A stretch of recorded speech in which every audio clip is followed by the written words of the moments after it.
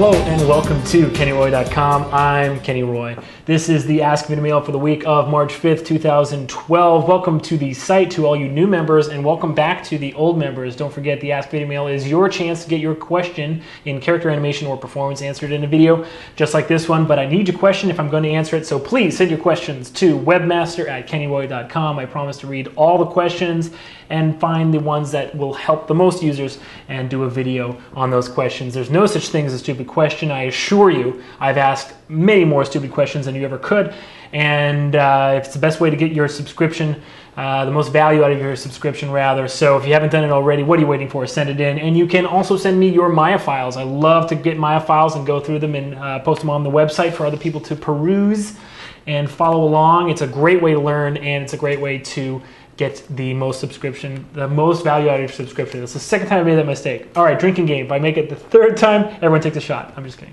So I am doing what are you doing watching this video? The 24-hour animation marathon is going on right now. Go to the homepage and watch the marathon. I'm there animating right now, doing the 24-hour thing. It's to promote my Kickstarter project for The Little Painter. There's a link to the Kickstarter project on the homepage as well as the member page. Trying to make a big deal out of this. Go over and check it out. The people who donate on the first day of the Kickstarter project actually get access to another live stream that I'm doing on the last day of the Kickstarter project. So in 1 month, it's a 30-day Kickstarter project. 1 month, you will get access to a demo, a live stream, just like the one's going on right now, but nobody else will. So if you're thinking about donating, if you want to chip in, I really super appreciate it, of course. Watch the video, see what it's all about, and then donate. So I'm just going to get right to the question. It's a great question. It was asked to me after I attended SIGGRAPH in Vancouver last year, and I've been wanting to get to this question, but I had to pick the right moment.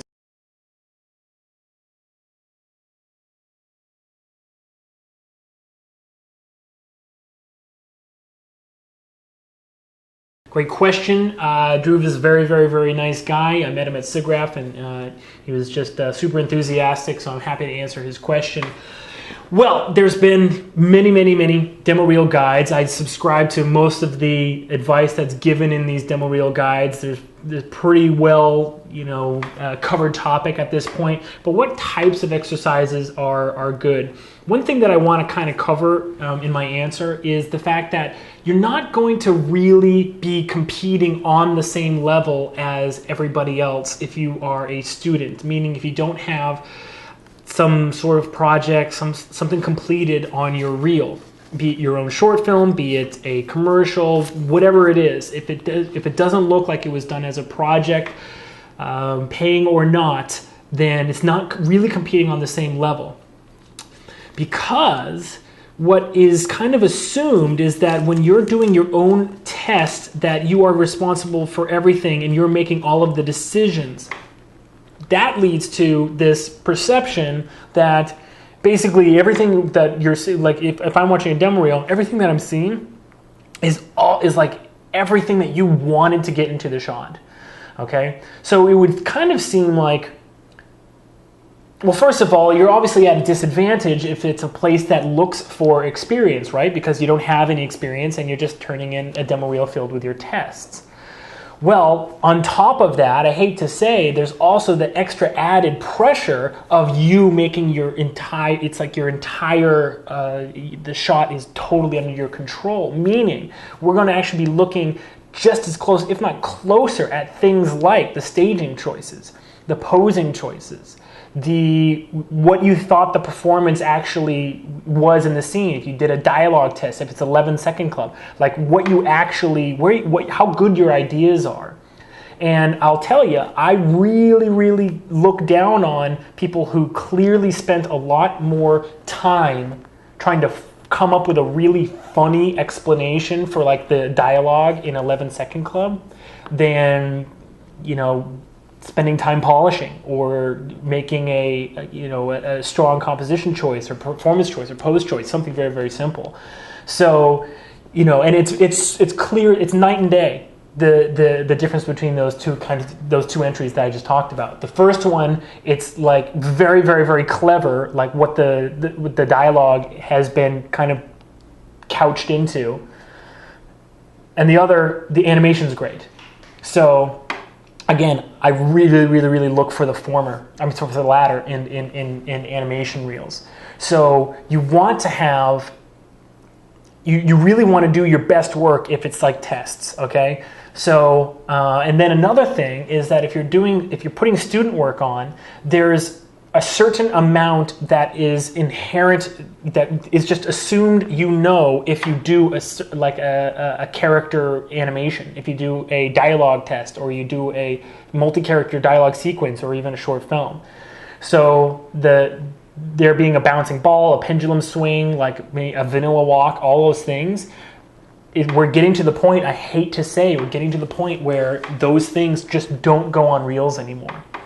And if that's all you have right now, that's okay, because I'll help you. We'll get there together. We'll make a demo reel that will get you hired, as long as you're willing to work hard. But what you have to have is basically the minimum amount of character animation that demonstrates you understand all of the fundamental concepts and you can apply them, and that you have good workflow.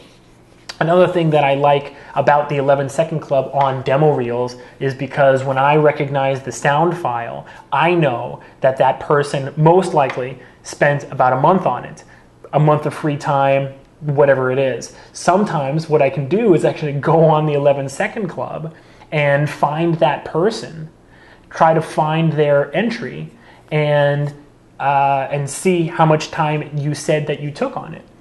All right, and that might seem like a little sneaky and a little creepy, okay, granted, but it shows me that you have a good workflow. If it says like, time taken 1 week for like an 11-second, that means you're animating at commercial speed right out of the gate. That's fantastic.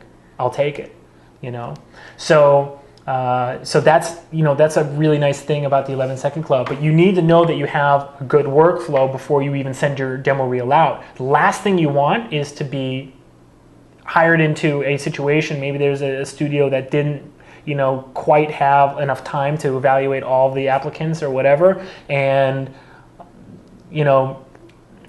let's say all you've done is a couple dialogue tests and you're pretty familiar with it, but then it's a super realistic, like quadruped, like fight scene, with like cats like rolling around and scratching each other or whatever, and they're like, okay, go. You're in way over your head, okay? So you need to know you have a really good workflow and where your workflow is at that moment, so that you can actually, go for the jobs that you want to get, but also you can do. Okay, so my second point of advice is to send your demo reel to places, and then when you get a response, actually you should be very realistic about what you can do. There's not very many things that you can do in the industry that will get you like a bad name, a bad reputation. The major one is stealing work on your demo reel. That will get you blacklisted. All right, you're out. All right, if that gets around. But the second thing is actually saying you can do something that you can't do. Even if your demo reel got you the job, you need to be very realistic about that, and you need to be upfront with your employer. And if you can't do something or whatever, I'm not saying like tank your interview if it's clear that like you're in over your head. Don't do that. But you should be honest and say, hey, you know what, I've done a couple dialogue tests. This looks super complex and really tough. I think this is going to take me about 2 months to do this one shot. And I'm not sure if you're going to give me that much time, but that's where my workflow is right now. I believe I can do this, but that's what it'll take me. And then they might say like, oh, we need someone who can do it in 2 weeks. All right. So just know that. The three main things that you want in a demo reel is variety of motion, clear, confident acting choices, and mastery of technique. Now, mastery of technique, that's just how good you are. So you have to work on that one yourself. Variety of motion just means that you need a good variety. So what kinds of tests? The kinds of tests that I put into the article, staying motivated, and when you go through those articles, you'll see that the the sentiment is really the same. It's small tests. It's one simple action, one beat, one phrase, one quick, just start, do it, and get out, right? 24, 1 second shot, it's not too short to get enough practice. And if you do it fantastic, why not? Slam it on the reel, it's a second. If they don't like it, it's gone in a second anyway. But 24, normally like 48 to 96 frames, okay? So 2 to 4 seconds are these ing shots. Ing, like walking, right? So not maybe a vanilla walk, but maybe a zombie who's dragging his foot. Just do a cycle like that. That's great. Picking up a cup and drinking. Cut, whatever. All of these little pieces of animation. What you'll find is that what's great about it is that if you're doing these, you're taking your workflow through the entire process, and that's what the main thing that we have trouble with as employers is knowing when we're looking at animation, did this person spend 3 weeks blocking this? Or sorry, if this person had 3 weeks on this whole shot, did they spend like 5 days blocking it and then 20 days, or what would be left, 16 days polishing it? Like, can this person not polish a shot? All right.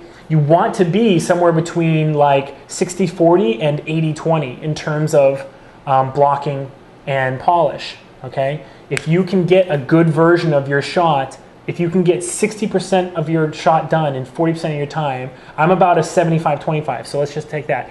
Like, if you can get your shot 75% done in 25% of the time you have, so if you have 4 days and you can get a great blocking, almost up to ready to blocking plus it at the end of the first day, get sign off on it, get a few notes from your director, and then you're just off, and then just polish for 3 days, then you're in great shape.